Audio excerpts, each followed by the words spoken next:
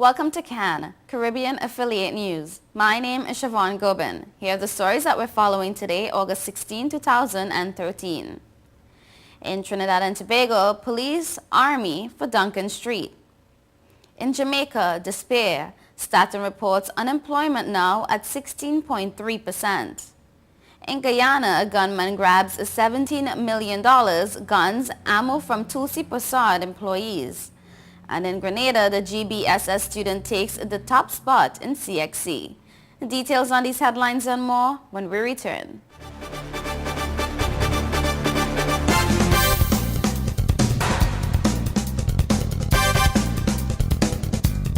Hey, excuse me, if you see me smiling, that's 'cause I'm chilling on Total Caribbean Network.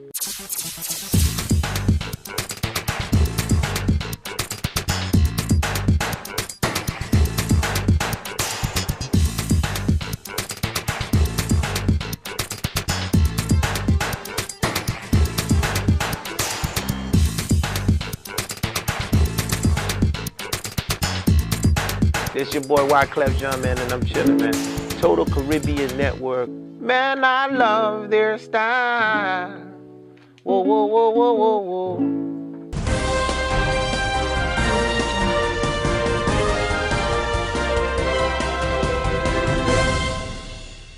Welcome back to CAN, Caribbean Affiliate News. My name is Siobhan Gobin. This segment of the news is sponsored by Total Caribbean Network. In Trinidad and Tobago, police and soldiers will be camping out on Duncan Street, Port-of-Spain in a joint post at building number 42 after two teenagers were brutally murdered in the area on Wednesday. This was announced yesterday by Prime Minister Kamla Persad-Bissessar as she spoke with members of the media during a visit to Duncan Street with a number of government officials and top security officials. She had met earlier with members of the National Security Council to see how we can arrest the spike that we have seen in crime, and noted there was a proposal to use the building as a joint police and army post. She said there will be other activities and initiatives by Acting Commissioner Stephen Williams and Chief of Defense Staff Major General Kenrick Maharaj. And I quote, "But I think the presence here will be very important," she added.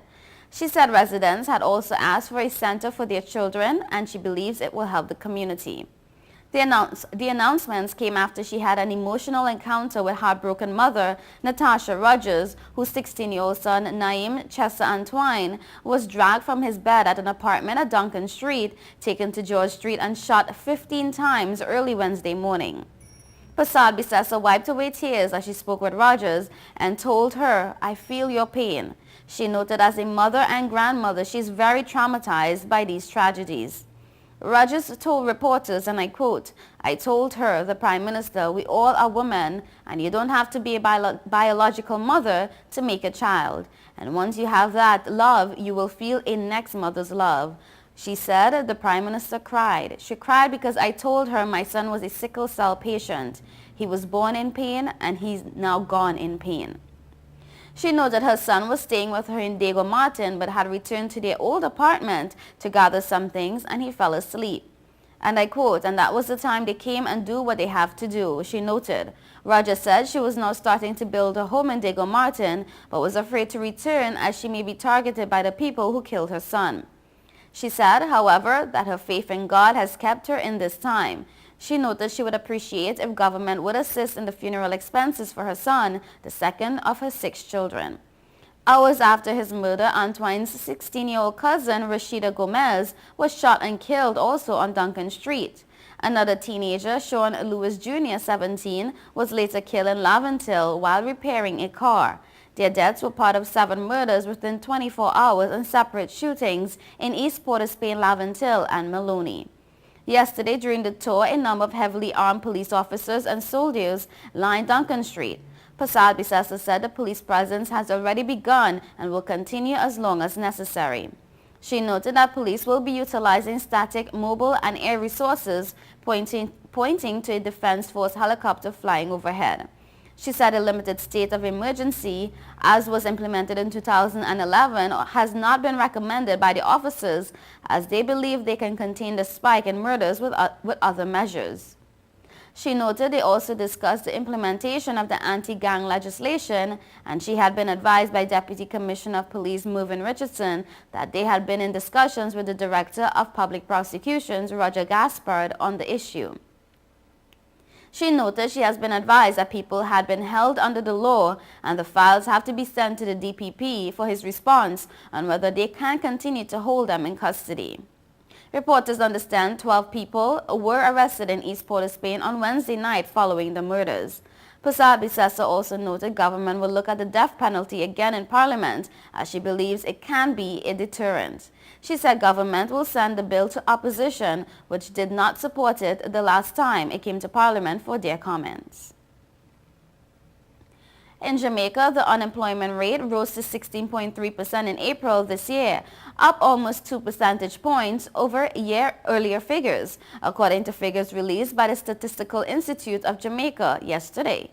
The figures show that unemployment among youth aged 14 to 24 rose to 38.5% in April 2013 from 34.1% in April 2012, a 4.1 percentage point increase.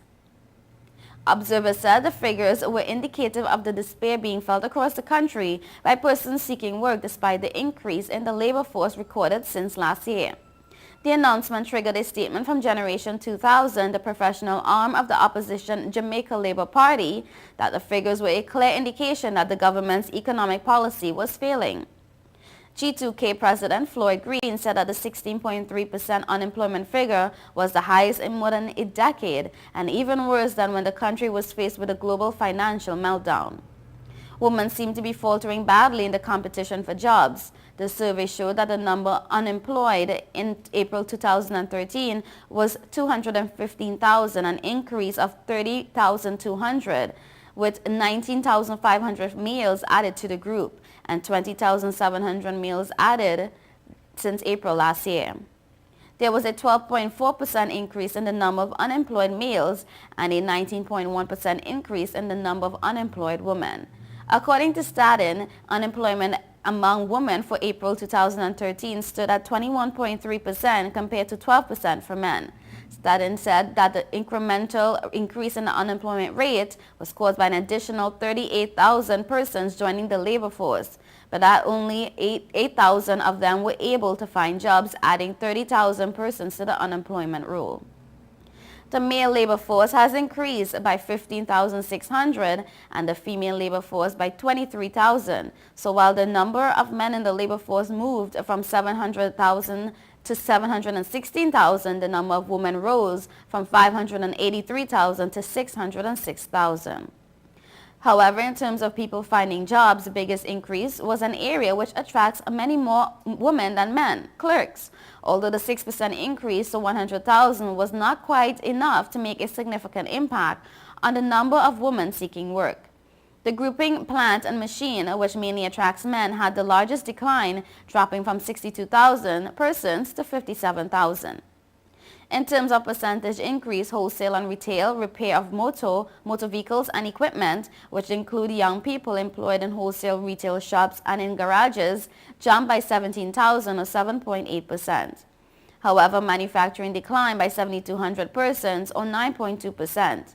In its release yesterday, G2K said that with 38.5% of the youth seeking work unable to find jobs, the situation was now beyond crisis level. In Guyana, police are grilling 4 employees of local hardware giant Tulsi Prasad Limited, who are claiming that a lone gunman relieved them of $17 million in broad daylight. The staffers also claimed that the bandit relieved 2 company guards of their firearms during the heist, which occurred at around 1300 hours yesterday at Sussex and Charles Street, Charlestown. But investigators appear to believe that the incident has all the hallmarks of an inside job and have detained the employees with a view to picking up clues on the robbery. According to reports, accounts clerk Jonathan Dookie, 21, and 57-year-old Diwan Chan of Tulsi, who were accompanied by 2 armed security guards, were on their way to a Water Street bank in a pickup when they were forced to stop at Sussex and Charles Street, Charlestown, to avoid hitting a pedestrian. According to sources, the staffers claim that the same pedestrian then drew a firearm and pointed it at one of the armed guards, who is also employed as a driver. It is alleged that the gunman then relieved the employees of some $16.9 million, a loaded .32 Taurus pistol, and a .32 Taurus revolver. He reportedly then escaped in a silver gray car. But it's reported that persons who were in the area at the time claimed that they did not see when the men were robbed. Some only observed the employees running and saying that they had been robbed. Yesterday's robbery occurred 2 days after the Georgetown Chamber of Commerce and Industry held a special seminar to sensitize its members on security issues. It also came a few days after the police had raided the same area, which they consider a hotspot for crime. One businessman was so disgusted at the way the robbery occurred that he described the actions of the company as penny-wise, pound-foolish. He suggested that the company should have opted for an armed police escort for such a large amount of cash, especially since the police service comes at a cheap price. He recalled an incident that occurred in the city a few weeks ago when a businessman transporting a large amount of cash was seriously wounded while his handyman was shot dead by bandits who made off with an undisclosed amount of cash. Commissioner of Police Leroy Brummel had also recently cautioned members of the business community to be more security conscious, particularly when transporting large sums of cash. In Grenada, the Grenada's Boys Secondary School has taken the coveted top spot in the 2013 Caribbean Examinations Council. In Grenada, Josh Henry is ranked number 1 on the island with his accomplishment of 14 passes with 14 distinctions. Second place went to Zoya Buckmer of the St. Joseph Convent St. George's with 11 passes and 11 distinctions. And third place returned to the GBSS with Ryan DeRiggs, securing 11 passes with 10 distinctions and 1 grade 2. The sister island of Carriacou is also in the spotlight this year, claiming the 4th, 5th, and 6th highest positions nationwide. The 3 Bishops College students, Shadell Peters, Shane Olivier, and Texan Gabrielle, made their alma mater proud with passes of 11, 11, and 10 subjects respectively. 7th place returned to the St. Joseph's Convent, where student Lachey Sinak secured 10 passes with 10 distinctions. A total of 3,096 candidates were registered to write the CXC examinations this year. Of these, 2,162 students attending the schools and 934 were private candidates. The pass rate in this year's examinations has increased to 70.26% compared to last year's pass rate of 64.41%. You're watching Caribbean Affiliate News. We will be right back.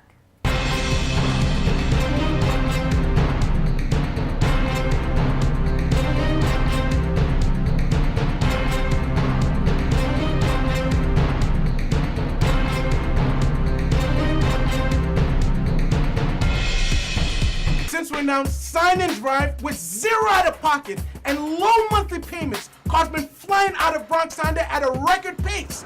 Whoa! New Accord is 0 out of pocket for $249 a month, or new Civics just $199 per month, or save thousands with 0% financing. You never had to leave the Bronx to get the best price on the Honda. Bronx Honda guarantees the lowest price in the Bronx. Bronx Honda, East Tremont Avenue. Visit BronxHonda.com.